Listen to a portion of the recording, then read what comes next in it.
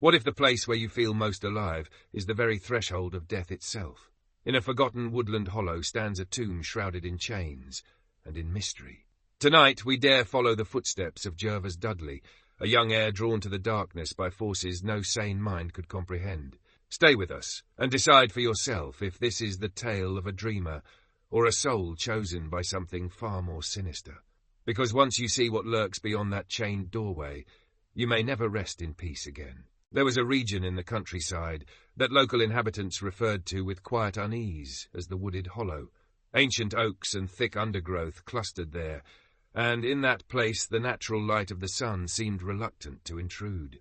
Clouds often loomed heavily above, casting everything in a perpetual half-shadow. Walkers and shepherds avoided the hollow whenever possible, claiming to hear at dusk the soft rustling of unseen presences. Occasionally, a child wandering in search of adventure stumbled upon its outer edges, only to rush home with trembling lips and vague accounts of strange shapes among the trees. Into this setting was born Jervas Dudley, heir to a substantial family fortune.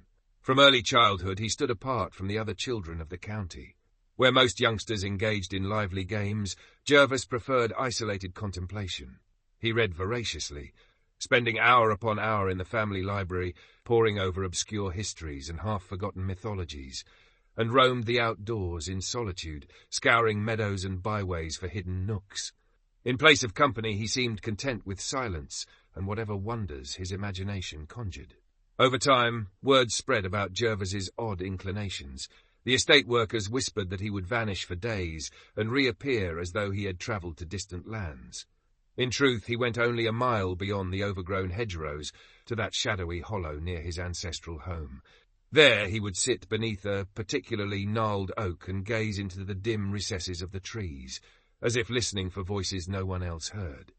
Neighbours speculated that his rich parents, reclusive and somewhat indulgent, allowed him too much freedom. They neither forced him into friendships nor demanded he continue with formal schooling once it became clear that structured lessons did not suit his temperament. Often, these neighbours would comment that Jervas had no true companions among the living, and so he invented companions among the dead or the ethereal. Some even whispered that the hollow was alive in a way that defied simple explanation, and that it welcomed the boy with a peculiar hospitality. One particular day, while exploring the darkest region of the hollow, Jervas made a discovery that would forever shape his life. Hidden behind layers of tangled briars and mossy undergrowth was the entrance to a tomb, a half-buried stone vault that exuded an air of brooding antiquity. Curious as ever, the boy circled the structure, noting the worn carvings of funereal symbols above the massive granite door. Rusted iron hinges anchored that door to the entryway, and heavy chains, secured with a padlock, held it partially ajar. Although he was only 10 years old, Jervas felt an immediate fascination so potent that he barely noticed the chill that wrapped itself around him. From that moment on, his youthful amusements, limited as they were, faded entirely. He returned home that evening with an intense glow in his eyes and an unwavering determination set upon his face. No one, not even his concerned parents, could draw from him the details of what had ignited this new obsession. The household staff merely remarked upon how the boy's mind now seemed wholly occupied by some private reverie. After that day, whenever Jervas strolled into the hollow, he did so with renewed urgency. He would disappear into the green gloom, weaving between knotted roots and thick ferns until he arrived at the lonely vault of the hides. He soon learned, by eavesdropping on older folk in the region, that the vault belonged to an exalted family whose ancestral mansion once crowned the slope above. A violent thunderstorm, decades past, had reduced that mansion to ashes, claiming the life of one man in the process. The remnants of the family had departed for distant shores, sending back only a single urn of ashes for burial. Thus ended the direct line of the Hydes, or so all believed. That ancient clan's final resting place now lay forgotten and untouched, a monument of granite slowly succumbing to moss and despair. It was in this knowledge that Jervas found the spark of obsession. He knew the tomb was deserted, and he felt an unnatural pull to see what lay beyond its chained threshold. He stood for hours before the heavy stone door, trying in his childish way to force open the padlock or slip his slight body through the opening. Day after day he repeated these attempts, sometimes scraping his knees on rough granite or bruising his shoulders against the implacable chain. Each failure only deepened his desire to penetrate the darkness within. Among the townspeople, rumours of Jervas's fascination began to circulate. Those who spotted him leaving the hollow at dusk would note a feverish light in his eyes. Some said he muttered to himself as he walked. Others swore they glimpsed him carrying candles. Yet no one dared ask him directly what he had seen. Jervas, for his part, shared his secret with no one. In his heart he believed that the vault was somehow calling to him, and that in time he would find his way inside. As the seasons passed, Jervas's parents grew concerned about his solitary nature, but they felt powerless to change him. Wealth had granted them the luxury of indulging their son's unconventional pursuits, yet it also isolated them from more practical concerns. When tutors visited, Jervas showed mild curiosity in only two subjects: ancient history and obscure folklore. Mathematics, Latin grammar, and polite conversation bored him, so he quietly dismissed them from his life. Eventually, the tutors gave up, and the boy was left largely to his own devices. During his adolescence, Jervas spent countless hours in the attic of his family home. This attic was cluttered with crates of old books, genealogical records, and half-decayed papers dating back centuries. Delighted by the sense of secrecy these texts offered, he devoured every page of half-forgotten lore. He discovered references to the Hyde family, reading allusions to their arrival from Sussex in the early colonial days. He found scattered notes about the scandalous celebrations they had once hosted, rumoured to be so wild that local preachers condemned them in fiery sermons. One name recurred frequently: Sir Geoffrey Hyde, reputedly the first to establish the line in that region.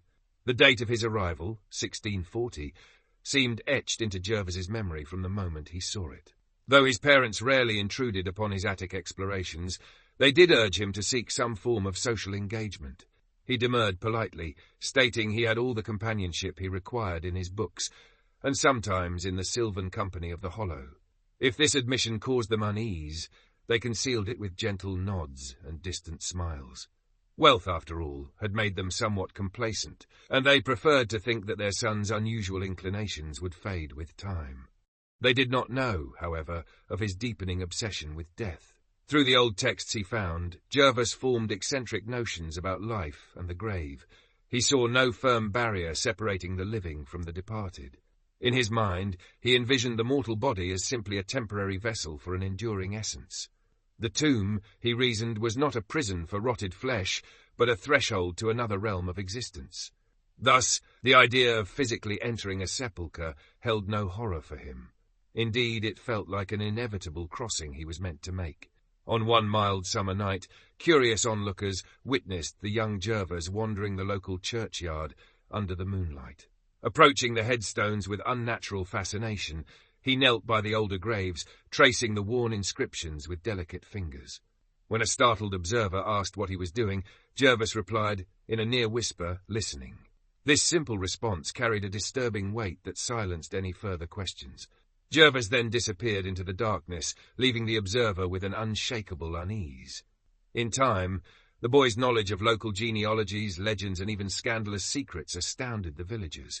He would mention obscure facts, the exact date a particular squire had been interred in 1711, or the name of an undertaker involved in a long-forgotten funeral. When pressed on how he knew such details, Jervas only shrugged and offered a slight smile. He seemed as if he held a private conversation with the silent tombstones and the dust-laden archives of the attic. Meanwhile, his fixation on the Hyde vault persisted. Each evening, he stole into the hollow and lingered by that chained stone door. Over time, he cleared away some of the thicket that shrouded the facade, creating a small clearing. Vines draped the clearing's perimeter, forming a natural bower around the tomb's entrance. Here, he would lie on the mossy ground, listening for faint murmurs within the granite, or for the rustling of centuries-old spirits. Far from finding it macabre, he felt an odd comfort in that presence, as though he belonged among the silent watchers of that necropolis. As Jervas crossed into his late adolescence, a new piece of information emerged from his attic explorations that fueled his obsession like oil cast upon a flame. He found, in a tattered genealogy book, a note suggesting he was distantly related to the Hyde line through his maternal ancestry.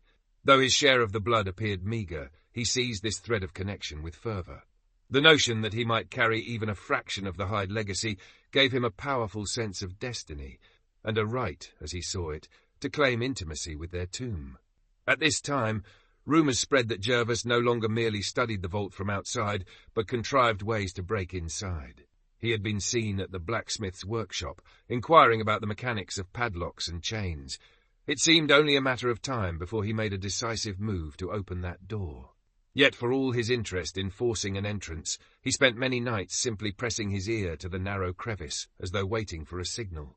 One sultry night near midnight, the waiting ended. Jervas had settled as usual upon the mossy earth of the bower, the oppressive heat of the summer clinging to his skin. The moon was waning, shedding a pale glow through the branches overhead. Slowly, his eyelids grew heavy.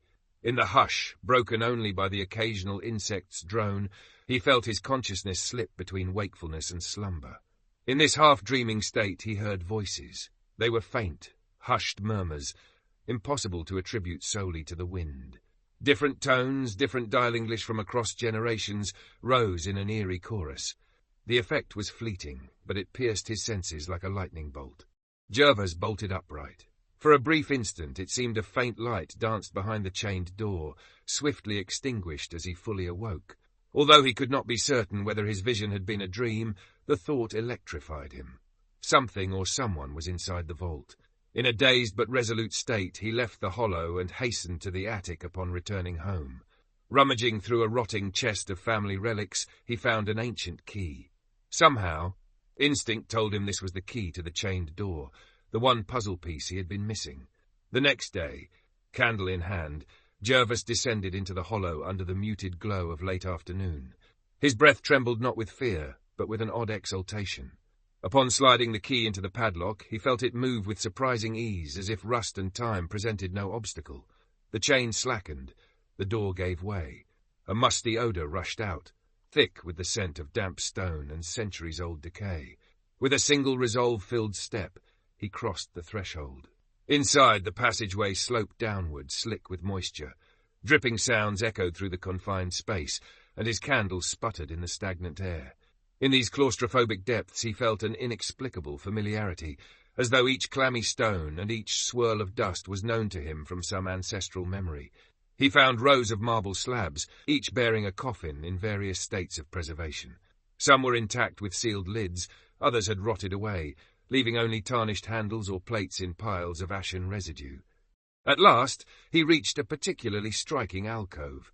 Amid carvings of cherubs and funerary urns rested a large coffin, surprisingly empty, its interior undisturbed by the centuries around it. A name adorned the plate: Jervas. Shock rippled through him as he realized it matched his own. Despite the swirl of candlelight that revealed dust motes dancing in the air, the letters stood out with perfect clarity. Without hesitation, driven by an impulse he could never quite explain, he set the candle aside, climbed into the coffin, and extinguished the flame. Darkness enveloped him. He lay there for what felt like an eternity, an uncanny merging of himself and the emptiness that had waited in that coffin for so long. When he emerged at dawn, he did so with trembling limbs, feeling immeasurably older. Villagers who saw him leave the hollow early that morning remarked upon his pale complexion and the dishevelled look of one who had witnessed events beyond mortal comprehension. Yet Jervas said nothing. He locked the door behind him, secreted the key around his neck, and returned to the estate to fall into a deep, dreamless sleep. A marked change took hold of Jervas in the days following his entrance into the tomb. Initially, those who knew him noticed only a slight shift. He spoke with more confidence, and his eyes held an alert, cunning gleam. Then, as time wore on, his entire manner transformed in ways no one could have predicted. He began to speak in a voice laden with archaic inflections and modes of address reminiscent of the 18th century. His once monastic knowledge of old texts expanded into a surprisingly worldly erudition. He quoted Restoration poets and Augustan wits with offhand fluency, scribbling spontaneous verses on the margins of his books. His transformation did not stop with language. There was also a sudden boisterousness to his demeanour, as though he had lived a lifetime among rowdy gatherings in some era long past. One morning, at the breakfast table, he scandalized the servants by reciting a bawdy verse no one in the household had ever encountered in print. It sounded like a relic from a Georgian drinking party, filled with references to ale tankards and innkeepers' daughters. He laughed wildly as he repeated lines praising carnal indulgence and mocking death's inevitability. Shocked, the servants whispered about demonic possession or a degenerative madness. Yet Jervas seemed entirely at ease, sipping his tea with a grandiose wave of his hand.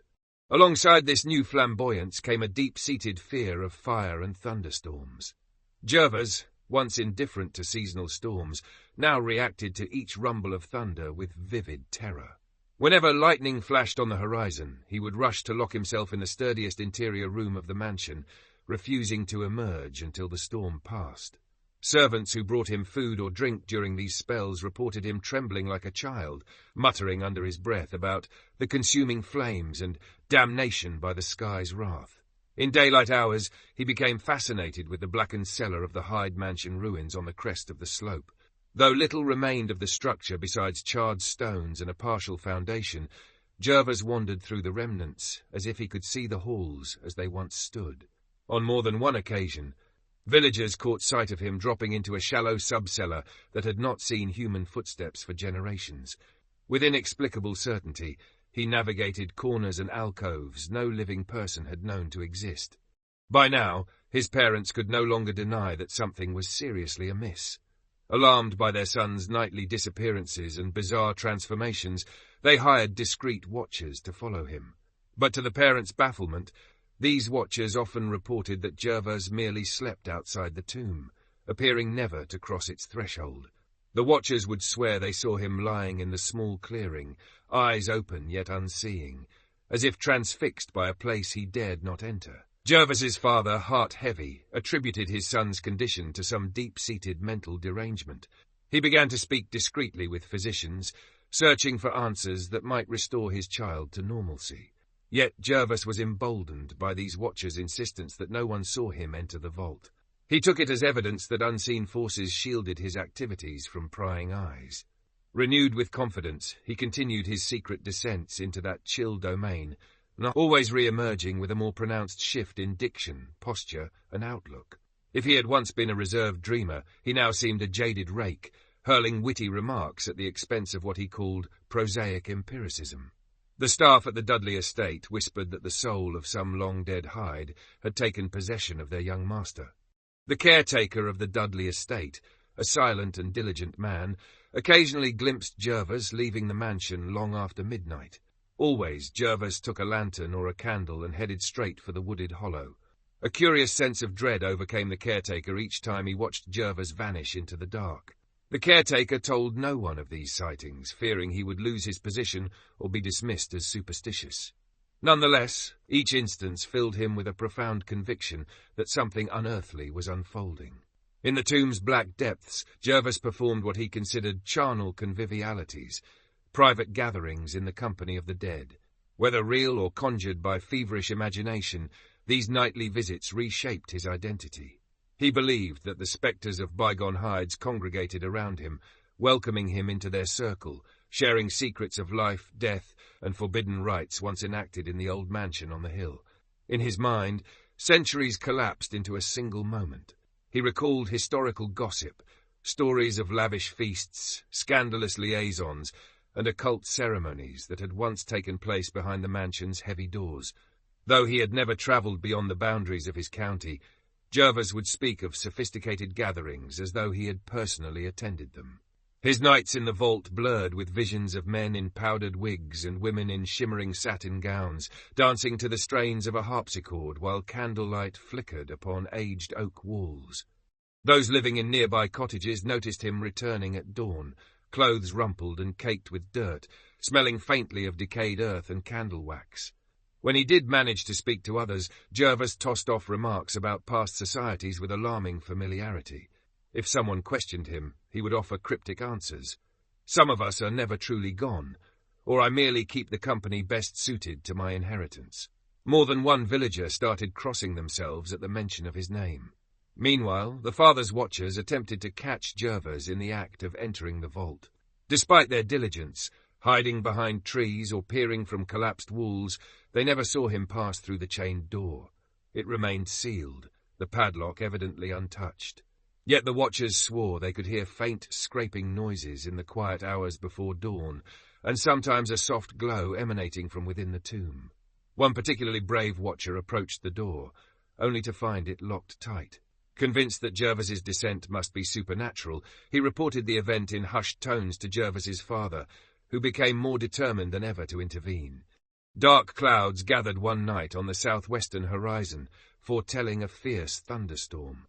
Lightning flickered in the distance, illuminating the fields in brief flashes of ghostly white. The wind grew restless. Most families barred their shutters and huddled by the fireside, recalling the dreadful storm of long ago that had destroyed the Hyde mansion. Yet Jervas Dudley felt a powerful summons drawing him beyond the estate's safety, up toward the blackened cellar that crowned the slope above the hollow. Ignoring his father's pleas, he fled into the night, the wind whipping at his coat. Rain began to spatter, and thunder rumbled like a giant stirring beneath the earth. Through twisted stands of trees he ran, arriving breathless at the crest of the hill. There, where ruin and memories mingled in a silent testament to the past, he confronted a sight he had always half expected to see. The Hyde mansion stood restored, every window blazing with the yellow glow of candlelight. Stunned, Jervas beheld coaches rattling up a driveway that no longer appeared charred or overgrown. Gentlemen in powdered wigs and ladies in elegant gowns stepped out amidst cheerful banter, entering the mansion with the excited demeanour of revellers at a grand soirée. The music of violins and a harpsichord drifted across the wet grass, the notes faint but unmistakably lively. Jervas felt neither surprise nor fear, only a sense that his presence was required among this throng. With unwavering steps, he approached the wide open door and joined the gathering. The mansion's interior shimmered with chandeliers and polished floors.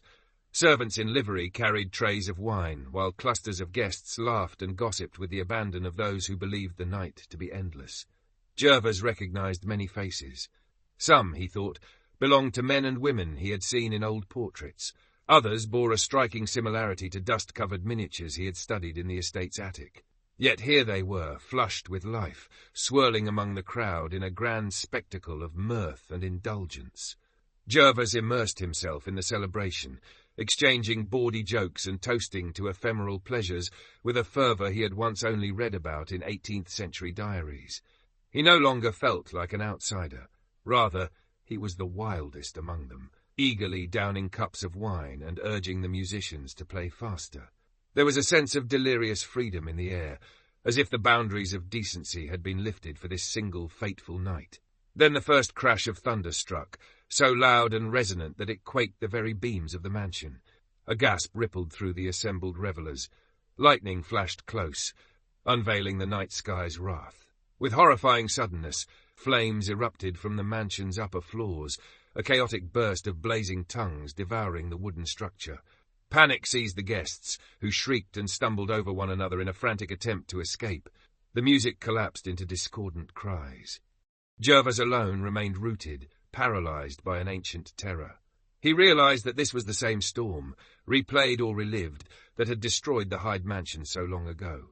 In that moment he feared a fate worse than the flames themselves, to be consumed in fire, leaving no body to enter within the Hyde vault. He had grown convinced, through those nocturnal communions, that his rightful place lay in the coffin inscribed with his name. If fire took him now, he would be forever denied that resting place, consigned to wander without an anchor for all eternity. As the flames raged around him, the illusion dissipated. The mansion flickered, partially transparent, merging past and present into one cataclysmic vision. Then the figure of Jervas Dudley collapsed on the floor of the real ruined cellar, screaming incoherently in the lashing rain. Two watchers who had braved the weather to follow him rushed forward. They found him clawing at the charred ground, shouting about coffins and thunderbolts and the need to bury himself with the Hydes. Lightning forked overhead, striking dangerously close. When dawn broke, Jervas lay bound in the arms of his father's watchers. Rain-soaked villagers gathered around the hilltop. One patch of earth in the cellar had been violently disturbed by a lightning strike, revealing a small wooden box of antique workmanship. It had evidently lain hidden for generations, preserved by layers of rubble. The watchers, aided by curious onlookers, pried the box open, finding old papers, a few pieces of jewellery, and a single porcelain miniature of a young man in elegant attire, his wig curled in the style of the 18th century. The miniature bore the initials J.H. It was said that the painted face bore an uncanny resemblance to Jervas Dudley himself. Jervas, racked with hysteria, demanded that he be taken to the vault immediately, so that he could lie in the coffin bearing his name. No one heeded his ravings. Instead, his father, wearing an expression of profound sorrow, made arrangements to confine his only son in a private institution for the mentally afflicted. The father hoped that such a place, quiet, structured, and shielded from the superstitions of the villagers, might soothe Jervas's disordered mind. And so, within a day, Jervas Dudley found himself transported to that asylum, where barred windows and hushed corridors awaited him. Physicians in starched coats subjected him to examinations and asked a flurry of questions about his talk of tombs and hauntings. In a subdued voice, still quivering with leftover mania, Jervas explained how he had entered the vault, conversed with the dead, and discovered the empty coffin labelled with his own name. These claims the medical men dismissed as hallucinations. The watchers insisted that Jervas had never crossed the threshold, and that the chain and padlock were as rusted and immovable as they had always been. The father, too, assured the doctors that his son had become lost in bizarre obsessions since boyhood, that no rational mind could credit stories of nightly carousals with the dead. Local villagers, though they whispered of strange lights and ephemeral noises, shrugged it all off as the fantasies of a troubled young man. Jervas's predicament might have ended there, recorded in some locked ledger under the label of dementia, had it not been for one final development. An elderly servant from the Dudley estate, Hiram, remained devoted to Jervas. Unable to bear the idea that his beloved charge might be wronged, Hiram took it upon himself to confirm or disprove the story of the vault. One moonless night, armed with lantern and crowbar, Hiram slipped away and trudged into the hollow, determined to force the chains. Down in the hollow, the old man found the granite vault quiet and forbidding, half hidden by vines and creeping ivy. The rusted lock still hung from the chain, but Hiram, with the strength and desperation of unwavering loyalty, pried at the lock until it yielded. Slowly the stone door creaked open, releasing a breath of stagnant air. By lantern light, Hiram descended the damp steps, his pulse pounding in his ears. He passed slabs bearing remnants of coffins, read the tarnished plates naming various hides, and noted the layers of dust that had collected for decades, perhaps centuries, uninterrupted. In the far alcove, exactly as Jervas had described, lay an old coffin with a single word engraved on its plate: Jervas. Heart-pounding, Hiram lifted the lid. The coffin was empty, unsullied by any occupant and undisturbed by time. Within its interior there was not even the residue of a decayed corpse. It was clean, as if waiting. Shaken to his core, the loyal servant hurried back to the estate, where he relayed his discovery to the Dudley family. Word spread, and soon even the father was forced to confront the possibility that his son's ravings were not wholly delusional. It is said that the father, battling both guilt and disbelief, made arrangements to ensure that, when the time came, Jervas Dudley would be buried in that coffin. The father reasoned that if it was truly Jervas's rightful place, and if no natural explanation sufficed, then perhaps honouring that final wish was the only mercy left to give. Yet Jervas remained in the asylum, gazing through barred windows at stormy horizons, murmuring about unearthly voices and fleeting lights. Physicians came and went, diagnosing him with an incurable monomania and prescribing rest, tonics, and isolation. Most concluded that the entire saga was the product of a deranged mind, steeped in old books and family secrets. Others noted the perplexing existence of the coffin and offered no rational explanation. Time pressed forward.